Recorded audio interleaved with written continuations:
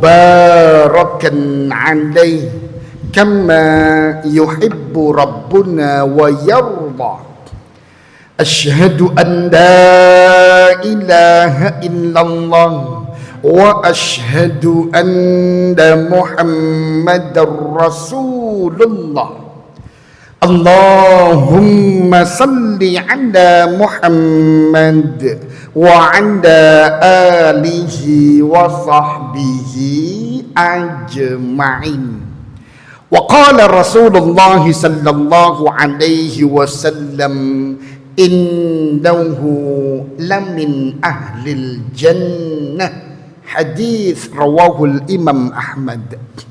Ma'asyiral muslimin hafizakumullah. Segala puja dan puji syukur kehadirat Allah subhanahu wa ta'ala. Salawat dan salam semoga selalu terlimpahkan kepada Nabi Muhammad sallallahu alaihi wasallam. Bapak Ibu yang dirahmati Allah subhanahu wa ta'ala, Imam An-Nawawi dalam kitab Al-Arba'in itu menukil satu hadis Nabi sallallahu alaihi wasallam riwayat Imam Al-Bukhari dan Imam Muslim. Wa inna ahadakum, dan sungguh seseorang di antara kalian la ya'malu bi'amali ahli nar, dia benar-benar terus melakukan tindakan-tindakan penghuni neraka, hatta ma yakunu bainahu wa bainaha illa zira', sampai-sampai jarak antara dia dengan neraka itu tinggal sehasta. Fayasbiqu alaihi alkitab, akan tetapi Allah subhanahu wa ta'ala telah menetapkan ketetapan yang berbeda untuknya. Faya'malu bi'amali ahlil jannah, maka sebelum kematiannya kemudian dia pun berubah, dia melakukan tindakan-tindakan mulia calon penghuni surga.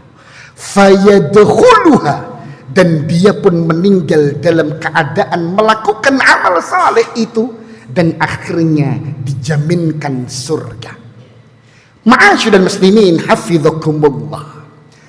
Ada banyak contoh nyata yang Allah subhanahu wa ta'ala hadirkan, orang-orang yang disebutkan persis seperti yang ada di dalam hadis ini.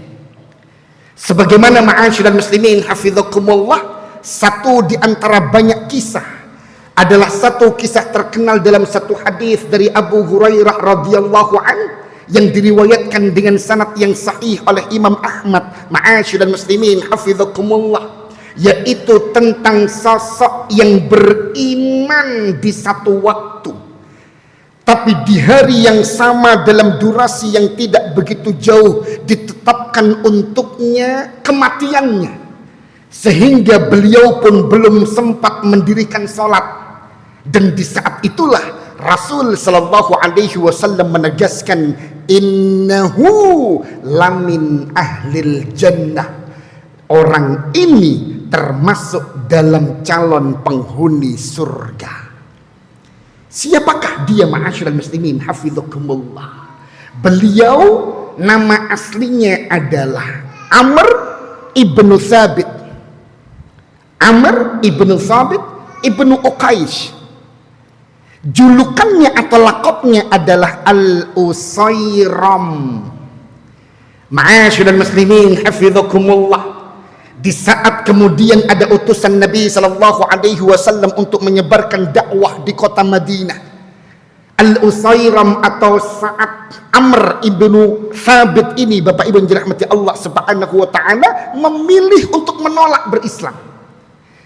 Karena beliau merasa sudah memiliki Tuhan dan itu cukup baginya menjadi pelindung untuknya. Meskipun kemudian satu demi satu keluarganya, satu demi satu dari sahabatnya, orang-orang baik di sekitarnya sudah memutuskan untuk berislam bersama Nabi sallallahu alaihi wasallam.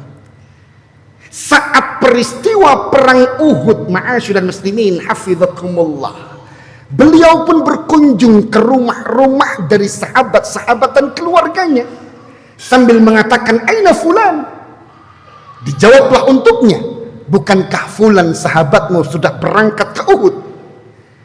Maka beliau pun bertanya kepada sahabat yang lain, aina fulan? Orang yang ini di mana juga? Beliau juga berada di Uhud. Kawan saya yang ini di mana? Dia juga di Uhud. Ma'asyiral muslimin hafizakumullah. Itu satu pintu awal hidayah itu masuk ke dalam diri Al-Usairam ketika satu demi satu dari sahabat, kawan dan keluarganya, saat dia merindukan mereka dan ingin mengobrol dan berbicara dengan mereka, ternyata masing-masing sudah berangkat ke pertempuran Uhud bersama Nabi SAW. Maka Al-Usairam pun, ma'asyiral muslimin hafizakumullah, yang saat itu masih dalam keadaan kafir, Bapak Ibu, mengambil pedang dan menunggang kudanya dan langsung berangkat menuju Uhud. Di saat itu pertempuran sudah terjadi, ma'asyiral muslimin hafizakumullah. Maka di antara kawannya ketika melihat Amr bin Thabit kok ada dalam pertempuran Uhud, maka dikatakan, mengapa engkau kesini wahai Amr? Pergilah. Tapi kemudian Amr mengatakan, aslamtu, amantu. Aku sudah beriman, aku sudah berislam. Tanpa menghiraukan siapapun yang meragukan kedatangannya, beliau Al-Usairam atau Amr bin Thabit ini pun masuk ke dalam medan pertempuran. Dan saat itulah luka demi luka dia dapatkan sampai dalam kondisi parah. Dan di saat kekalahan Allah tetapkan menjadi bagian dari kehidupan kaum muslimin dalam pertempuran Uhud inilah, Al-Usairam diantarkan oleh kawan-kawannya pulang dalam keadaan cedera sangat parah. Maka ketika dijenguk, ma'asyiral muslimin hafizakumullah, ingin memastikan ini sebenarnya Al-Usairam ini datang menuju pertempuran Uhud untuk membela kawan-kawannya yang ikut berperang, meyakinkan sahabatnya yang berangkat, keluarganya yang berangkat ikut berperang itu selamat sehingga dia ikut membantu, atau memang dia berangkat karena cintanya kepada Islam, imannya kepada Allah dan imannya bersama Nabi Sallallahu Alaihi Wasallam. Dan ternyata Allahu Akbar, saat Amr bin Thabit ditanya dalam kondisi begitu parah, dengan cedera begitu parah, Bapak Ibu, beliau kemudian katakan, amantu billah wa amantu bi rasulih wa aslamtu fa akhadtu sayfi wa dhahabtu li an uqatila an-nas wa qataltu ma'a rasulillahi sallallahu alaihi wasallam fa asabani ma asabani al-an. Aku beriman, aku berangkat karena aku beriman kepada Allah, aku beriman kepada Rasul Muhammad sallallahu alaihi wasallam, dan aku berislam. Maka aku pun pergi untuk melakukan pertempuran itu bersama Muhammad sallallahu alaihi wasallam sampai akhirnya aku mendapatkan luka yang begitu parah seperti yang sekarang ini aku rasakan. Walam yalbas, tidak lama setelah beliau menjawab ini, ma'asyiral muslimin hafizakumullah, datang ajal dan beliau pun meninggal. Bapak Ibu, tanpa melakukan atau pernah melakukan sholat 1 rakaat pun, ma'asyiral muslimin hafizakumullah, karena memang tidak ada waktu untuk dia untuk mendirikan sholat semenjak beliau mengikrarkan keislamannya sampai masuk ke medan tempur, sampai cedera dengan begitu parah, sampai meninggal. Belum ada masa bagi beliau untuk mendirikan sholat 1 sujud pun belum.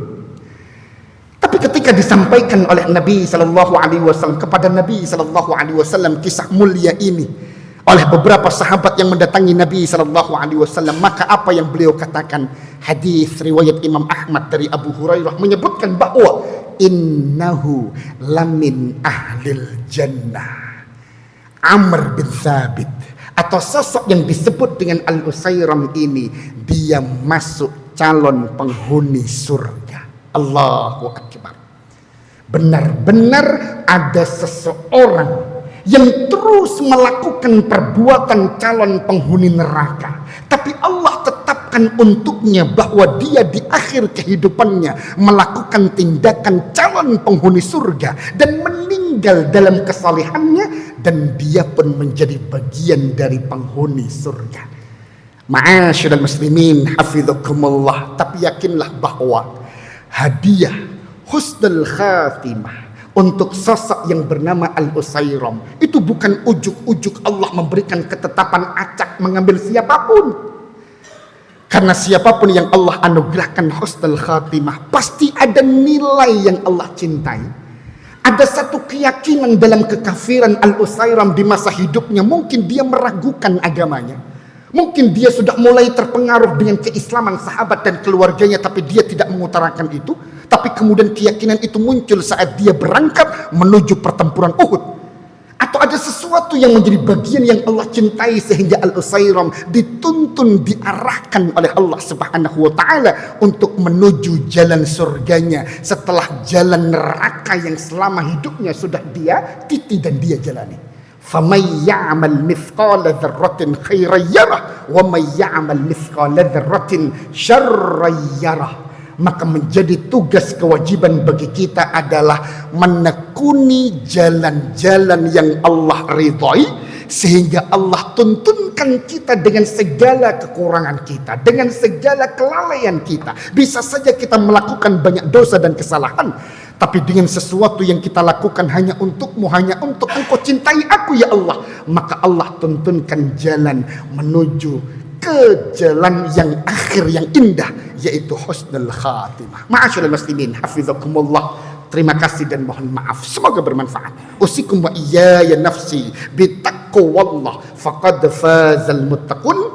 Subhanakallahumma wa bihamdika asyhadu an la ilaha illa anta astaghfiruka wa atubu ilaik. Assalamualaikum warahmatullahi wabarakatuh.